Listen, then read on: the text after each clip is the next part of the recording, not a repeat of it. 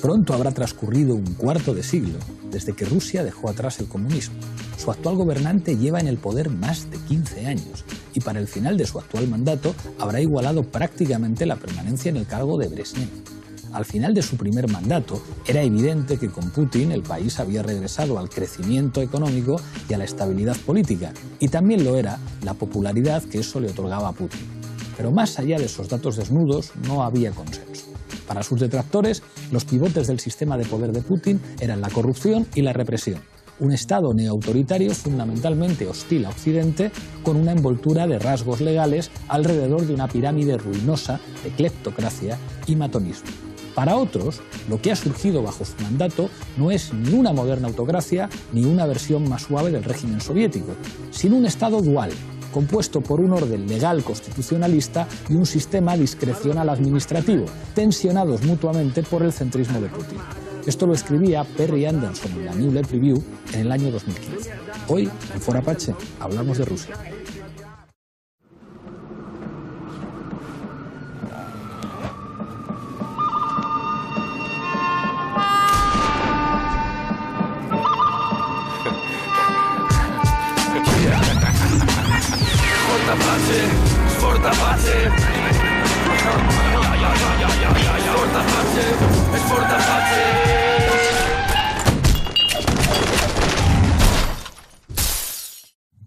Esta noche en Fora Apache hablamos de Rusia, hablamos de Putin. Para ello contamos con 6 invitados. A mi izquierda no podía faltar Manolo Monereo. Muchísimas gracias por estar aquí. Gracias de nuevo, Pablo. Nos acompaña también Carlos Prieto del Campo, editor de la New Left Review en castellano. Bienvenido. Un placer. Nos acompaña también Ruth Ferrero, profesora de Ciencias Políticas en la Universidad Complutense y también coeditora de Geurasia.eu. Muchísimas gracias por estar aquí. Gracias por invitarme. Georgina Higueras, que nunca falta en este programa cuando hablamos de asuntos asiáticos, aunque en este caso son euroasiáticos. Muchísimas gracias por acompañarnos. Muchas gracias, Pablo. Nos acompaña también María José Pérez, profesora de Relaciones Internacionales de la Complutense. Bienvenida. Muchas gracias. Y cierra la mesa Javier Morales, profesor de Relaciones Internacionales en la Universidad Europea y coeditor también de Geurasia.eu. Muchísimas gracias por estar aquí. Enseguida empezamos el debate, pero antes, como siempre, en Fora Apache, en el punto de mira.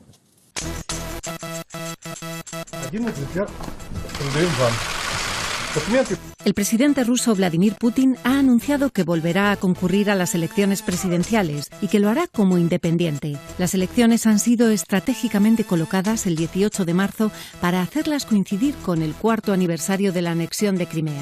Los sondeos le auguran una cómoda victoria, con lo que podría ampliar su dominio del escenario político de Rusia a una tercera década. Si gana, Putin gobernaría hasta 2024 gracias a una reforma constitucional que alargó el mandato presidencial de 4 a 6 años.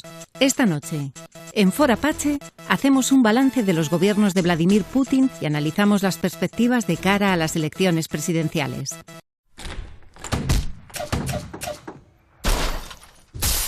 Empezamos, como siempre, en este programa con la regla del minuto. Misma pregunta para los 6 invitados. Empiezo contigo, Manolo. Un balance de estos 18 años de Putin al mando en Rusia. La recuperación de Rusia. Rusia retorna. Rusia es algo. Yo creo que esa es la clave, fundamentalmente, ¿no? Que es lo que hace que tenga el 80% de popularidad. Es decir, después de Yeltsin y de los mandatos aquellos terribles de Yeltsin, donde de facto Estados Unidos dirigía la política rusa. Es decir, llegó un momento en que los cuadros fundamentales del país dirigían la política en función de los intereses norteamericanos. Es absolutamente increíble, pero era así. Bueno, yo creo que hoy lo que aparece fundamentalmente es un país que de nuevo empieza a funcionar, que se siente orgulloso de sí mismo y que quiere recuperar su papel en el mundo, ¿no? Desde un específico modo de ver el mundo. Yo creo que eso lo hace muy bien y lo ha interpretado muy bien Putin. Carlos.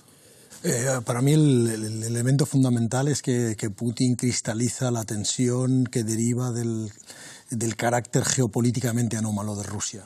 en tanto que su construcción del Estado desde el siglo XVI-XVII, la crisis del imperio zarista, de la dinastía zarista, el interludio bolchevique soviético y la enorme crisis que atraviesa durante la década de los 90, Putin logra sintetizar todas esas tensiones geopolítico-históricas y esa crisis brutal de la década de los 90 y logra poner en marcha un proyecto de relativa recuperación de un papel hegemónico subalterno que Rusia había perdido y que durante los años 90 se corrió el riesgo de que fuera convertido en un Estado muy, muy subalternizado y que perdiera cualquier tipo de ejercer una mínima capacidad geopolítica en su hinterland.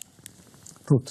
Sí, la situación de Putin es el gran heredero, digamos, de los imperios zaristas y soviético, con una nueva construcción del imperio a lo largo de estos 18 años, con la intención de situar de nuevo a Rusia en un mundo en el que tenga algo que decir, que vaya más allá de ser una potencia regional, en un mundo que es multipolar, pero no solo multipolar, sino también multiconceptual, en el cual tenemos varios ejes de actuación. Ya no podemos hablar de una nueva Guerra Fría, aunque hay algunos, supongo que lo veremos luego en el debate, que sí que lo plantean en estos términos, pero la complejidad de los distintos antagonistas, de los distintos ejes de debate, hace que la figura de Putin asuma en sí mismo una serie de contradicciones, de alianzas y de recelos en Occidente y también mirando hacia el Pacífico, hacia China y otros potenciales aliados rusos.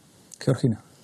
Bueno, Putin cuando llegó al poder se encontró un país absolutamente en ruinas, un país que además corría el riesgo de dividirse ya habían tenido las dos guerras de Chechenia, Tatarstán que se quería ir también, y cuentan que los rusos, yo viví aquella época, yo vivía en Rusia del 97 a 2001, a final de 2001, y los rusos siempre dicen que cuando se desapareció la Unión Soviética aprendieron dos cosas: que todo lo que le habían contado del comunismo era mentira y que todo lo que les habían contado del capitalismo era verdad. O sea que la época aquella fue una época de absoluta miseria en que, como bien ha dicho Manolo, el país estaba trufado por los servicios de espionaje de Estados Unidos y Rusia, y los mismos rusos percibieron que el país se les iba, ¿no?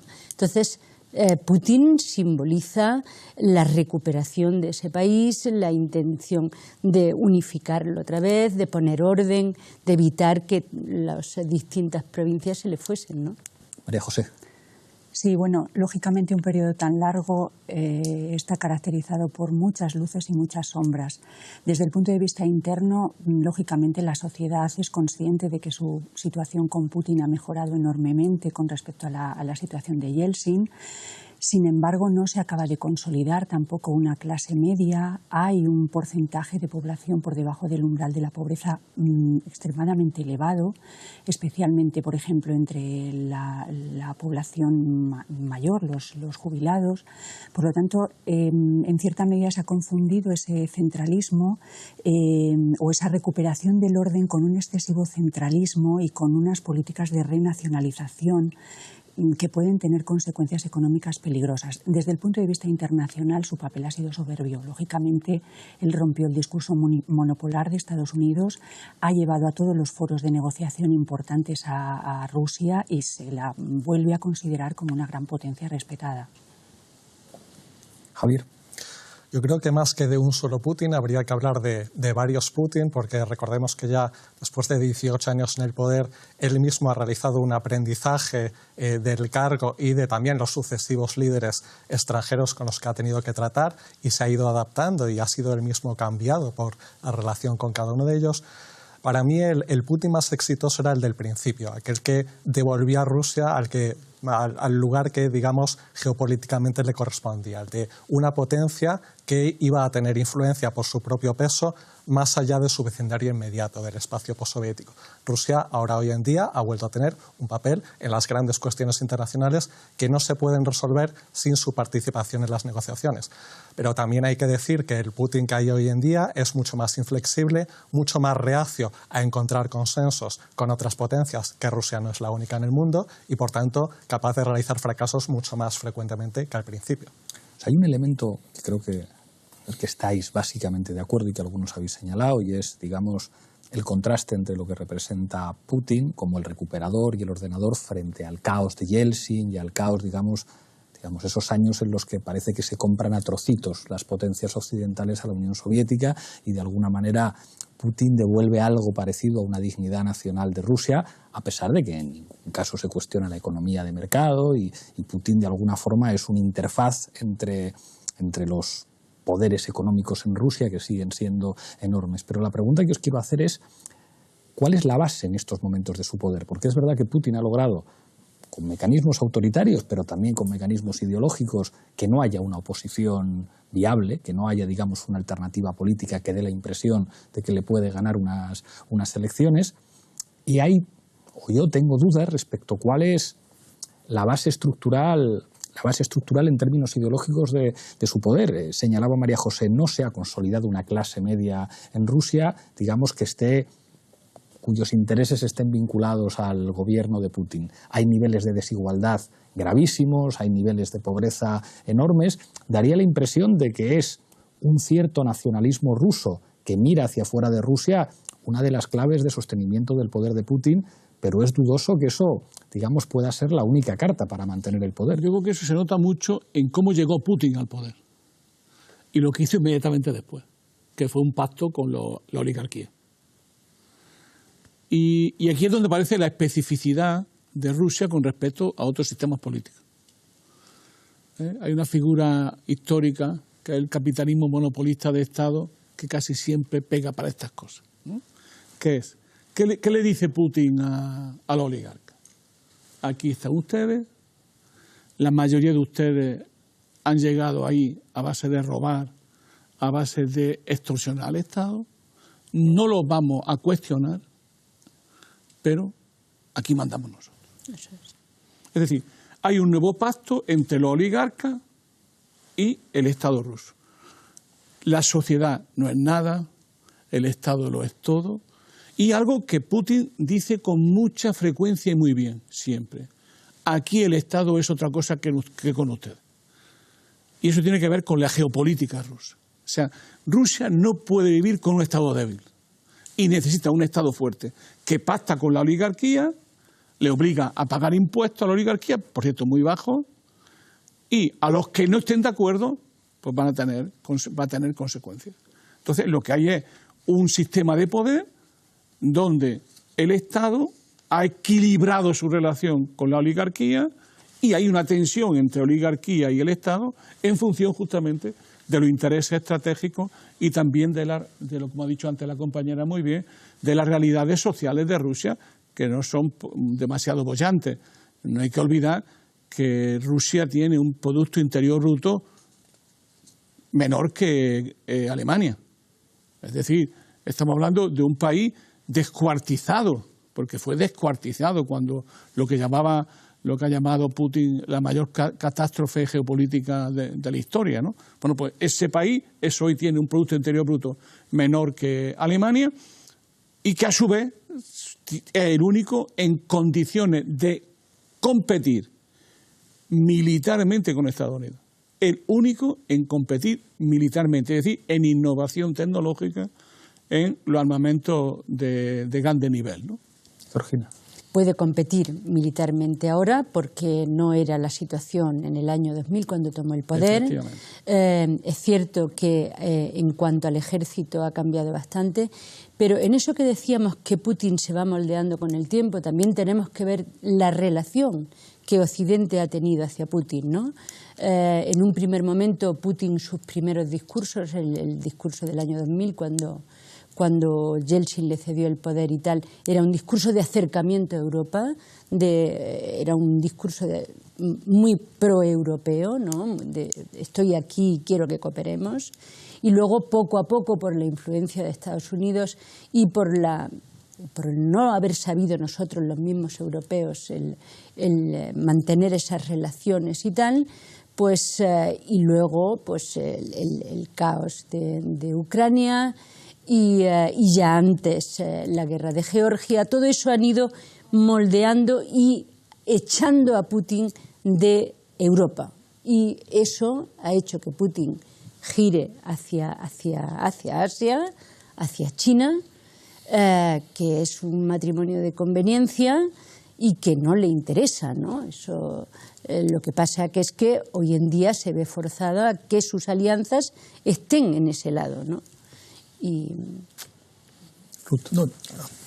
Sí, en línea con lo que decía Manolo, una de las claves, y también lo comentaba María José, una de las claves es esa ausencia del proceso de urbanización, de los núcleos poblacionales en Rusia, y eso ha provocado que no haya una clase media suficientemente potente como para poner en marcha fuerzas políticas y sociales que efectivamente puedan ejercer de contrapeso al absoluto predominio de Putin. Y yo la clave la encuentro en la ausencia de transición de la población rusa, que no han realizado esa transición de súbditos a ciudadanos, ¿no? Ha sido una suerte de evolución desde el imperio zarista, imperio soviético, y ahora con ese intermedio de los mandatos de Yeltsin, ha sido ininterrumpido. No hay una conciencia ciudadana, no hay una conciencia de participación política. A Putin se le ve como el nuevo zar. Dicen que desde la época de los zares siempre el siguiente mandatario ha sido nombrado por el anterior, y eso se cumple también incluso tras la caída, tras la disolución de la Unión Soviética.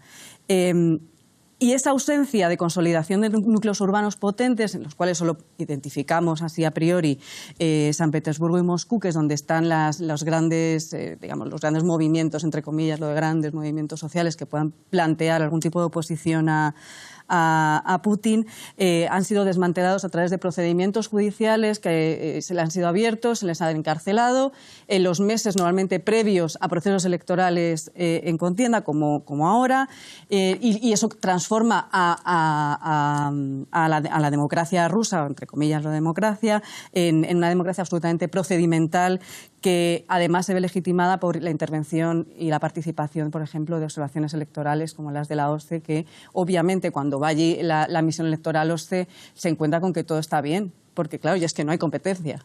Claro. Y a esto hay que sumar, a esto que comentaban al principio de Putin como el nuevo zar, los últimos movimientos de estas Navidades, ¿no?, de diciembre, de que abandona su partido y se presenta como independiente a la presidencia para ponerse por encima del sistema político. Es decir, mantener y sobre todo reforzar ese liderazgo que es incuestionable y que ahora mismo, gracias a las reformas legislativas y a las reformas legales, hace que sea imposible plantarle cara en un proceso de este tipo. Carlos.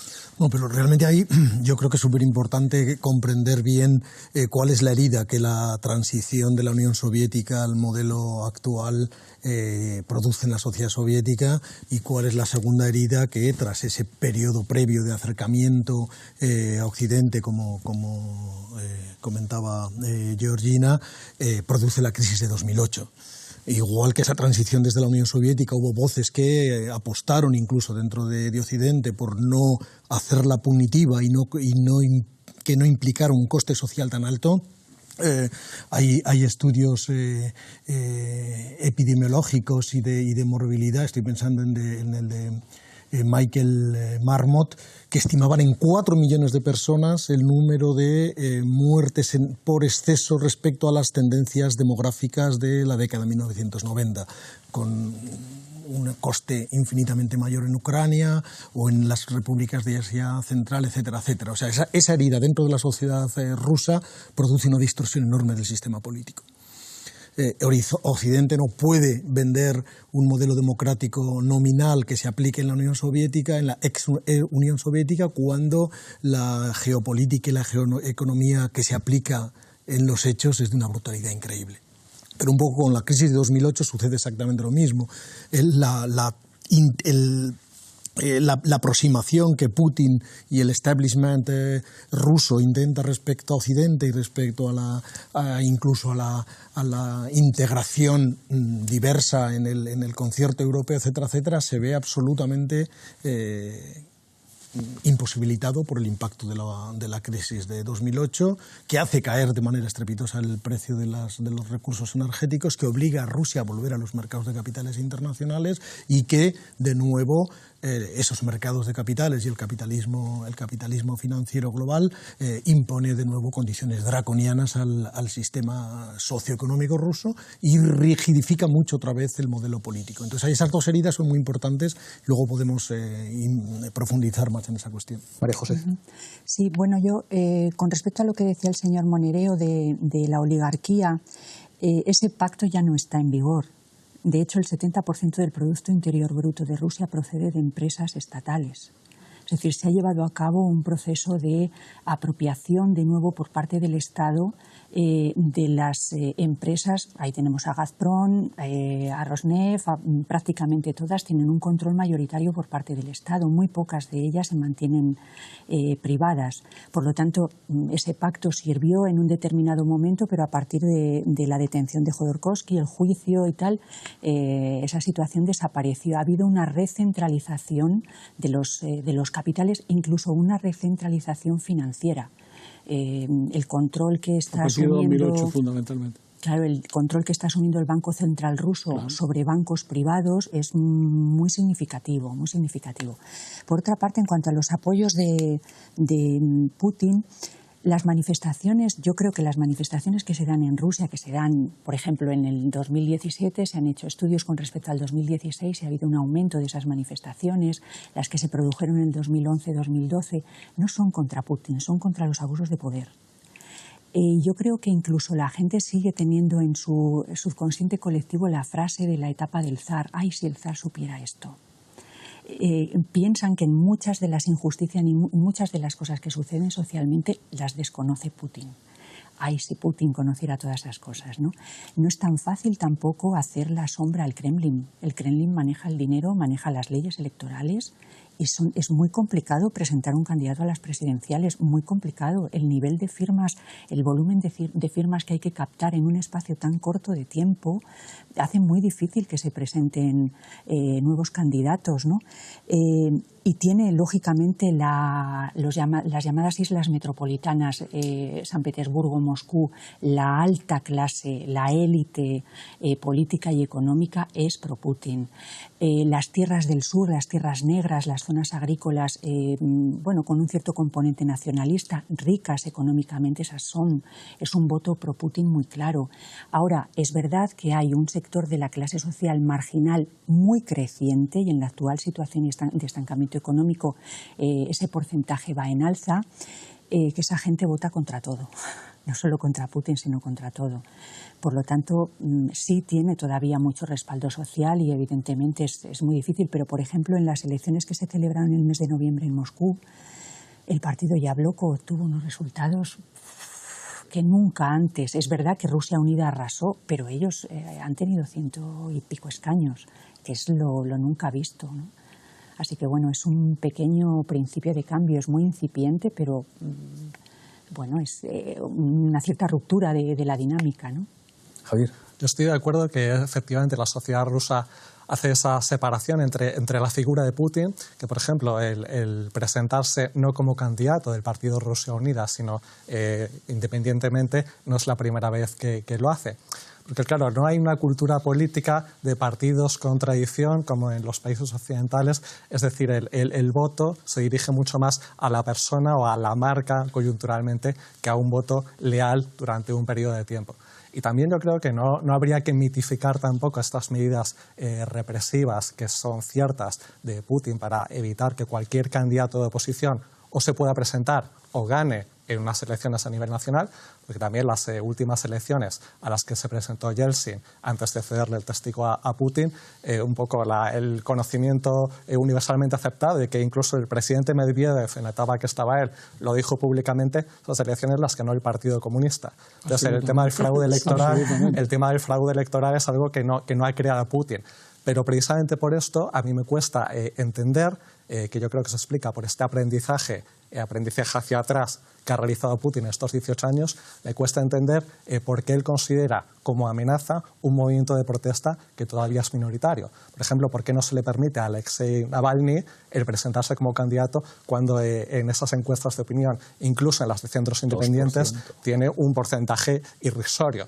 Entonces, por esto, para mí, Putin está enrocado ahora en una posición en la que él se ve rodeado de enemigos internos y externos, y precisamente con esto intenta disimular sus propios errores en su gestión. Porque sí es cierto que Rusia tiene ahora algún problema, desde luego habría que achacárselo a él y no ya a Yeltsin o a la caída de la Unión Soviética en el año en el que estamos. Nos vamos a ir a zapping y después os voy a preguntar por las relaciones de Rusia con la Unión Europea y en particular con Alemania. Adelante, vídeo. Ha ganado Donald Trump. Este es su cuarto presidente. El señor Clinton, el señor Bush, el señor Obama y ahora el cuarto. Sí, es cierto. ¿Qué cambia? Pues casi nada. Al final, en todas partes, especialmente en los Estados Unidos, la burocracia es muy fuerte. Cierto. Y la burocracia es la que rige el mundo. ¿Hay alguna posibilidad, alguna esperanza de cambio con el señor Trump? Siempre hay esperanza, hasta el momento en que nos lleven al cementerio para enterrarnos. La Unión Soviética se colapsó. Ya no hay un enemigo, un adversario de los Estados Unidos y de Occidente. Así que, ¿cuál es el objetivo de expandir la OTAN? ¿En contra de quién? Para asegurar la seguridad de muchos países, si ellos se sienten amenazados, no es necesario expandir la OTAN. Puedes concluir con acuerdos bilaterales de asistencia mutua y seguridad. Los Estados Unidos pueden mantener unida a una Europa proamericana y a la OTAN gracias a un enemigo externo como Rusia. Puedo asegurar que eso es cierto. Solo hay un puñado de países que pueden ejercer su soberanía. Los otros países tienen la carga de las llamadas obligaciones con aliados. En realidad, ellos se han limitado su propia soberanía por su propia voluntad. Somos mejores que los Estados Unidos porque no tenemos las capacidades que los Estados Unidos tienen a su disposición. Si las tuviésemos, entonces seríamos tan malos como los Estados Unidos. Y estas cosas que se permite Oliver Stone, que se va allí a Rusia, entrevista a Putin, le pregunta. Hay, digamos, hay dos países históricamente con una relación mítica para la geopolítica, que son Alemania y Rusia, vinculados en este momento por la energía. Según los datos que tengo, el 40% del gas que se consume en Alemania es gas ruso. Pero al mismo tiempo hemos visto en los últimos años un enfrentamiento de la Unión Europea con Rusia. El caso de Ucrania es especialmente llamativo. Yo eso personalmente lo viví en la Comisión de Exteriores del Parlamento Europeo. Digamos, el dominio de los polacos, o sea, los eurodiputados polacos eran, digamos, la vanguardia de la posición europea contra Rusia, con unos Estados Unidos permanentemente presentes a través de la OTAN como mecanismo de política exterior que podría condicionar la posición de los países europeos de la OTAN con respecto a Rusia. Yo tengo la sensación, esto nosotros lo decimos mucho, que en lo que se refiere a Rusia, a los europeos quizá no les convenga carecer de una política exterior propia y hacer, digamos, convertir la política exterior norteamericana hacia Rusia como la política exterior europea. Y esto me parece una cuestión geopolítica de enorme interés para nuestro país, ahora además que los soft papers y los bots rusos se han puesto tan de moda en España y el agente Chipolino y todas estas cosas. Yo creo que la primera cosa que hay que saber es que el debate de Rusia y sobre Rusia ha dividido a la clase dirigente norteamericana. No quiero entrar en eso ahora, pero esa es una división central, enorme, decisiva. Hay quien piensa que Hillary Clinton tenía en su cabeza ir a la guerra si hubiese ganado, y que la victoria de Donald Trump le deja en una situación muy, muy complicada. Por cierto, muchas de esas cosas fueron hackeadas y salieron en los medios. No sé, me imagino que alguien sería. Primer punto. Segundo punto. El segundo punto es que para comprender el tema de Europa no se puede comprender sin los Estados Unidos. ¿En qué sentido? En un sentido muy preciso. Europa está dividida en dos. La vieja Europa y la nueva Europa. La de Donald Rumsfeld, la de Bush. Y esa Europa nueva es antirrusa, dirigida por Polonia. Entonces, tengo todavía en la cabeza un cuadro de Brzezinski, que acaba de morir el pobre, digo de pobre en genérico, acaba de morir y había un cuadro, es decir, la nueva Europa. ¿Y cuál es la nueva Europa? Francia, Alemania, Ucrania, Polonia. Esos son los que iban a organizar la nueva Europa. Bueno, pues eso es verdad fundamentalmente en que Polonia, y Polonia y Alemania son dos cosas terribles, Rusia y Alemania sí que han podido, se han cargado Polonia. Pero bueno, lo dejo ahí. Pero hay una nueva constelación de países, los países de Visegrado, que son la vanguardia de la OTAN y de la política exterior norteamericana. Y en tercer lugar, Alemania. Pero digo porque ese es el dilema de Alemania en este momento.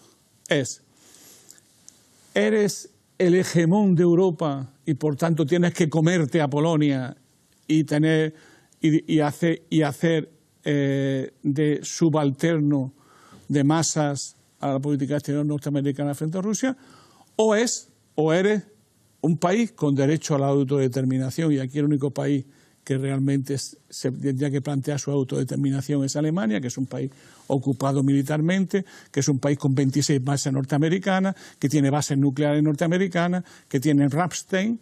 Es decir, Alemania, ese es el problema que tiene ahora mismo Alemania, escoger qué tipo de país piensa hacer. En este momento, mi opinión es que con Merkel se ha llegado a un bloqueo de opciones estratégicas y conforme pacten con la socialdemocracia, el bloqueo será más enorme porque nada hay más bloqueado geopolíticamente en Europa que la socialdemocracia. Javier.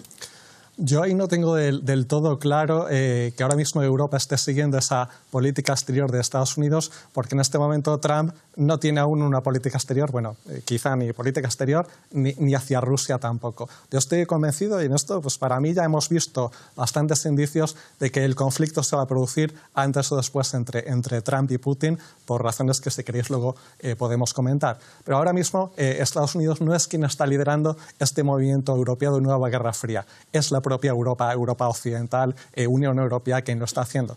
Porque parece que desde la crisis de Ucrania, Europa o Alemania o determinados países europeos, no solo los del Este, no solo esa nueva Europa de Rumsfeld, se han creído esta idea de que lo único que podía unir internamente a la Unión Europea es un enemigo exterior. Y ese enemigo exterior se lo brindó la crisis de Ucrania y Rusia con la anexión de Crimea. Anexión que para mí fue un gran error también por parte de Putin. Pero desde entonces hemos visto un entusiasmo por parte de los sectores más federalistas, europeístas dentro de nuestros países que antes no se había producido. Incluso países relativamente pragmáticos hasta ahora y que no querían una nueva guerra fría como España, parece que en ciertos sentidos se están dejando arrastrar por esta corriente. Y ahora parece que defender este discurso de nueva guerra fría va indisolublemente unido a estar en favor de una Unión Europea más integrada, cuando esto no debería ser así. Ruth. Sí, en línea con lo que decía Javier, no está tan claro esa división de Europa, Visegrado, Bálticos, Polonia, en contra de Rusia y el resto de la vieja Europa, no queriendo mojarse, entre comillas, ¿no? Yo creo que no está tan claro, inclusive en su política interna. En la política interna de los Visegrados, no. De momento.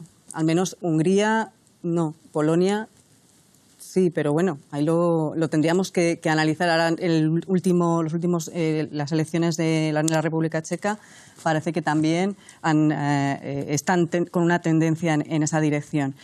Lo que quería decir era que, en línea con lo que decía Javier, es verdad que parte de los discursos que se han construido en Europa desde el conflicto ucraniano se han visto imbuidos de esa suerte de pegamento, ¿no? Que es decir, bueno, tenemos a Rusia enfrente, tenemos que unirnos porque tenemos que votar todos que sí en el Consejo y renovar sistemáticamente los procesos sancionadores contra Rusia. No vamos a ponernos en una mesa de negociación, no vamos a hablar, no vamos a cooperar, ¿no? Parece que los líderes europeos han decidido ir en esa dirección, a pesar de que siempre hay algún disidente, como los líderes italianos, por ejemplo, que en algún consejo sí que han puesto encima de la mesa la idea de no renovar, no prorrogar las sanciones en contra... A la pobre Mogherini la llamaron prorrusa. Sí, a Mogherini la habían puesto... Cosas, pero prorrusa la pobre mujer. Sí. Y luego el tema de la relación con Alemania, yo creo que Morero ha dado en el clavo, ¿no? Es decir, bueno, una de las razones por las que se hunde la socialdemocracia también en Alemania es el papelón que ha jugado Schröder. Schröder con Gazprom. Con Gazprom, ¿no? Con Putin, que era claro. Que en fin, el vínculo entre Rusia y Alemania con el ex líder socialdemócrata alemán, que Schulz, el pobre, no consigue levantar cabeza en el caso alemán. Y yo creo que aquí tendríamos que introducir un factor más que va más allá de la geopolítica de seguridad y defensa, que es el tema migratorio. Porque el liderazgo de Alemania en Europa, y me voy a salir un poquito del tema, también da un giro de 180 grados con la política que pone en marcha Merkel en relación con los refugiados, y que la enfrenta directamente también con Polonia, con las políticas polacas. Y esto es todo un conglomerado y con múltiples focos que complejiza mucho más las posiciones dentro de Europa a la hora de tomar decisiones también en relación con Rusia.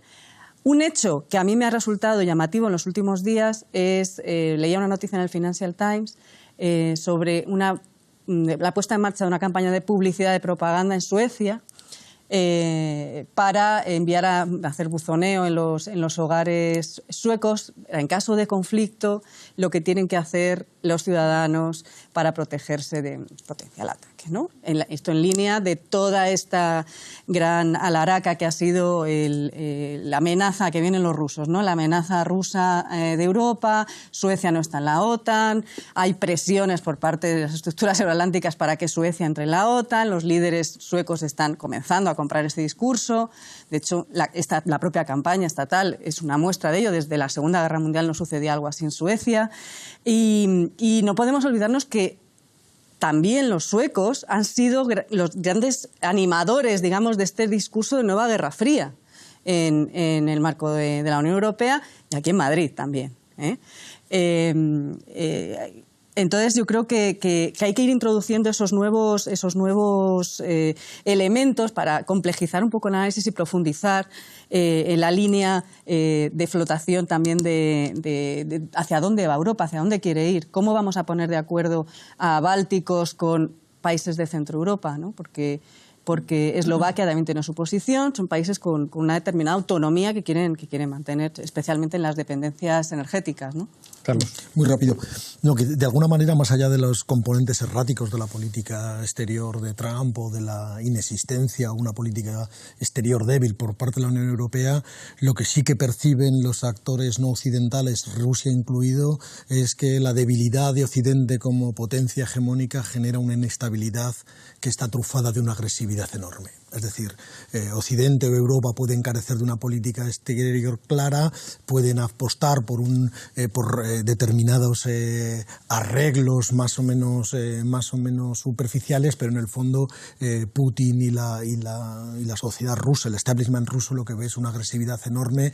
Ya la vieron en los Balcanes, la vieron en la crisis de los 90, la han visto en Irak, la han visto en Oriente Próximo, la han visto en el impacto de la crisis económica de 2008, que se traduce en una crisis geopolítica en Ucrania, han visto la agresividad de la OTAN. Entonces, incluso con un orden global debilitado en términos de correlato con una potencia hegemónica o una articulación de potencias hegemónicas, o incluso con una política exterior errática o inexistente, si Occidente y el establishment, digamos, que se pivota diplomáticamente en torno a Estados Unidos puede, ataca y es muy agresivo.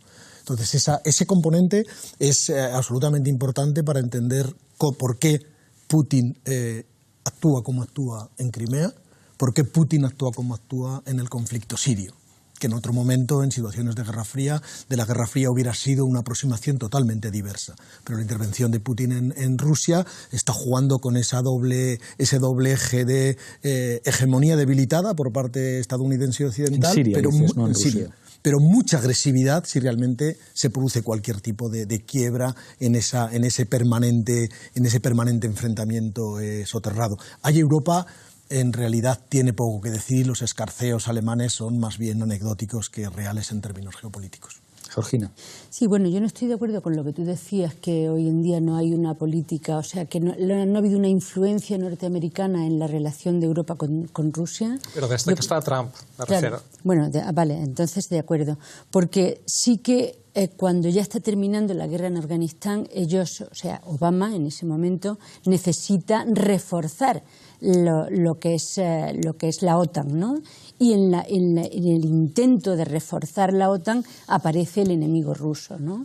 Y ahí sí que Europa va detrás de él, y Europa, esa enemistad tremenda hacia Rusia, se organiza en ese periodo que además Estados Unidos tiene ahí a Saakashvili, que le interesa un montón, y entonces es el primer hostigamiento claro y brutal hacia Rusia, y a partir de ese momento ya, porque lo que se necesita a tope es una alianza más fuerte, más coherente, y darle un futuro a la Alianza Atlántica que no tenían. Hoy en día, gracias a esta nueva enemistad que tenemos con Rusia, pues entonces ya hay una necesidad total y absoluta de la Alianza Atlántica, y otra vez ahí se ve que la Alianza Atlántica tiene un papel, ¿no? Que a la vuelta de Afganistán parecía que ese papel no se sabía por dónde iba a salir, ¿no? Hay una última cosa que quiero plantearos antes de que pasemos a las conclusiones. Lo hablaremos en otro Foro Apache, pero es como una cierta, usaré la palabra nunca decepción, pero entendedme, parecía que cuando Trump llegara a la presidencia de los Estados Unidos se iban a redefinir por completo las relaciones internacionales de Estados Unidos, la amistad con Rusia iba a tener traducciones concretas, iba a haber una clara política proteccionista, se iba a terminar la OTAN, y da la impresión de que al final mucho ruido y pocas nueces. Yo no sé hasta qué punto la presidencia de Trump, en un añito que lleva, ha servido para redefinir por completo las relaciones internacionales de los Estados Unidos. Dale, Javier, después Manolo. Bueno, yo creo que hay unos parámetros en los que también las relaciones internacionales y las grandes potencias se mueven independientemente de los cambios que haya en su liderazgo. Es decir, hay una continuidad en toda la posguerra fría dentro de determinadas líneas de actuación en la estrategia de Estados Unidos. Por ejemplo, que Estados Unidos no quiere un peer competitor o un competidor a su mismo nivel. Y eso Trump o cualquier presidente demócrata o republicano, evidentemente, si pudieran elegir que China le sobrepasa como superpotencia o que no, van a elegir que no. Entonces, por eso Trump, en cierto sentido, esa continuidad o esos parámetros parece que los está manteniendo. Y, de hecho, elementos como aumentar el gasto militar, que también fue un gran eslogan de campaña, chocan frontalmente con esta idea de que Trump era poco menos que un agente de Putin y que iba a ceder el testigo de superpotencia a Rusia.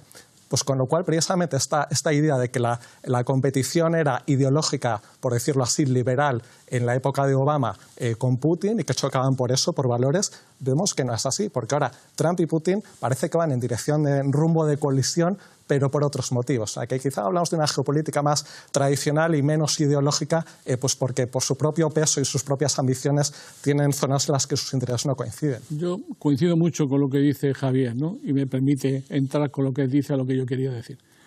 Es decir, vamos a ver, yo creo que es que no es verdad que la confrontación sea entre Estados Unidos, Europa, Rusia, o entre Rusia y Estados Unidos. Hay una gente que no se puede olvidar que es China. Es decir, lo que se está articulando son, a mi juicio, dos bloques.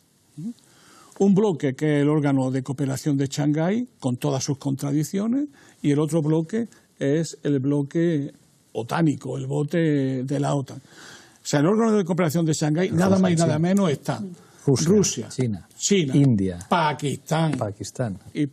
Y de hecho, la mitad de la humanidad. Eso además, y no solamente eso, es que además China está produciendo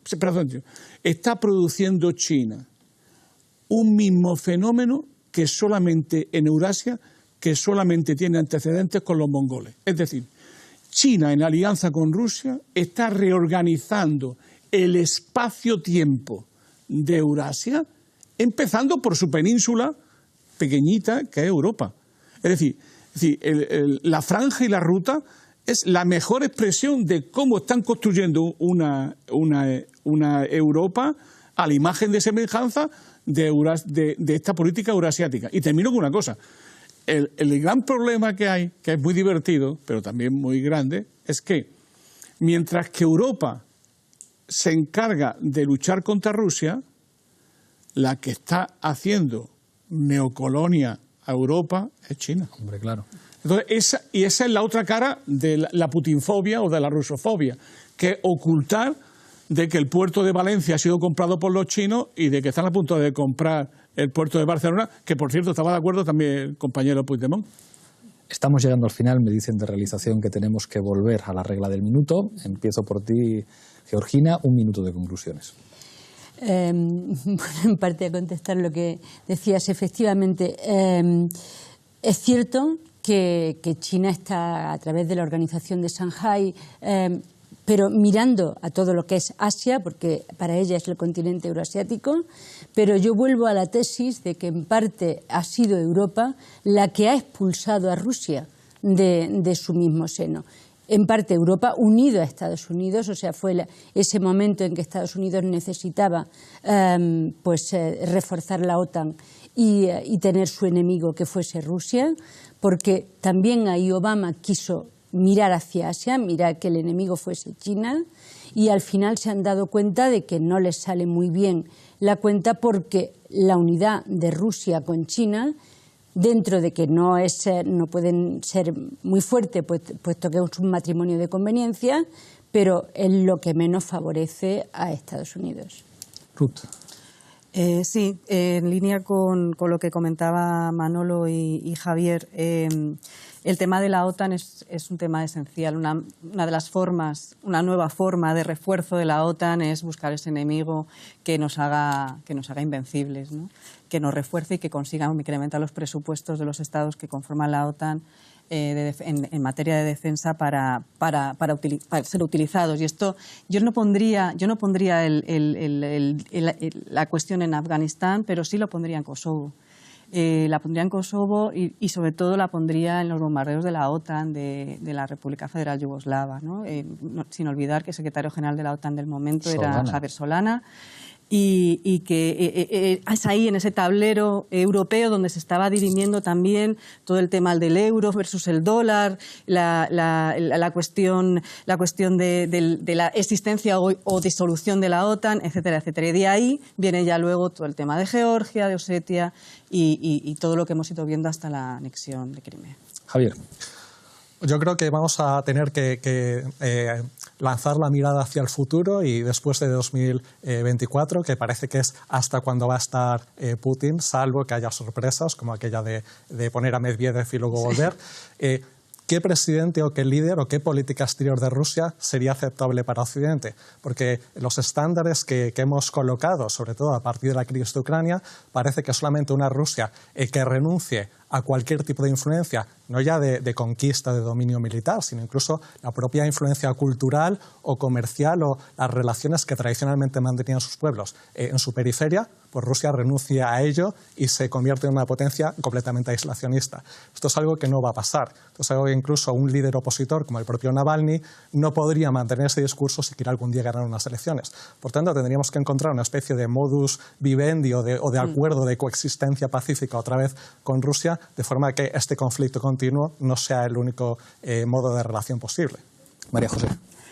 Bueno, siguiendo en la línea de Javier, tal y como está actualmente la Unión Europea, tiene bastantes problemas para plantear una política exterior realista, positiva y constructiva.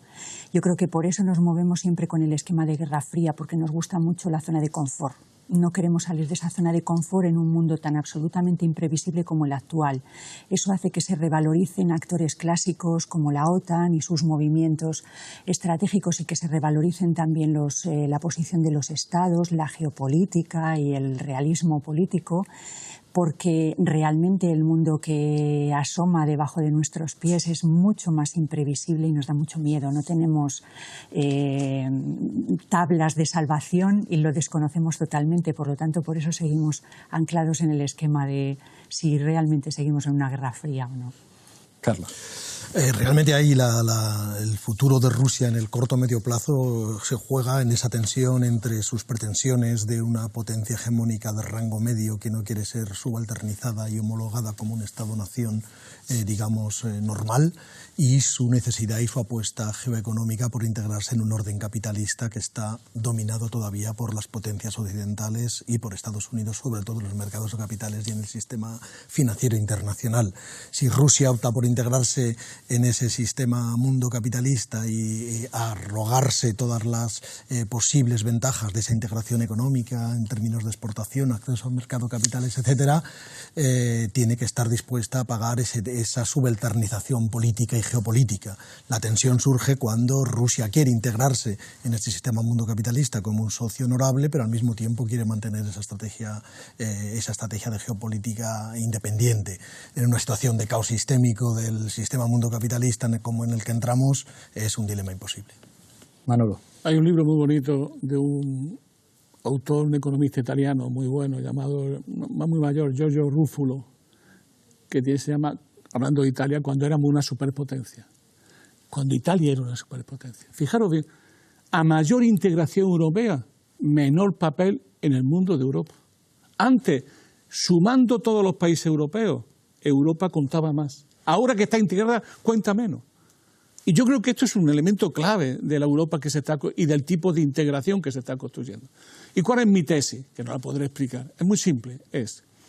No podrá haber una Europa realmente como sujeto político internacional sin hacerse independiente de los Estados Unidos. Pero no podrá haber una Europa sujeto político internacional si no llega a un acuerdo con Rusia.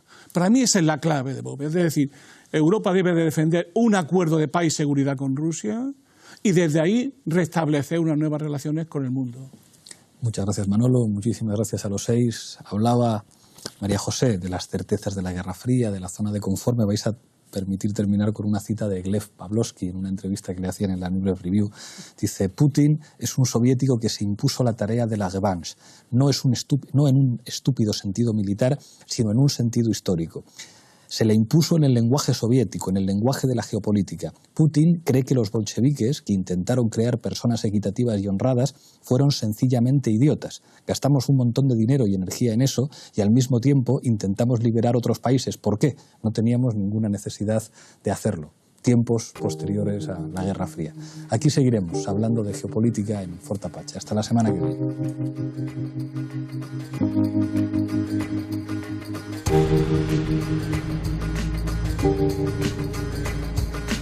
Thank you.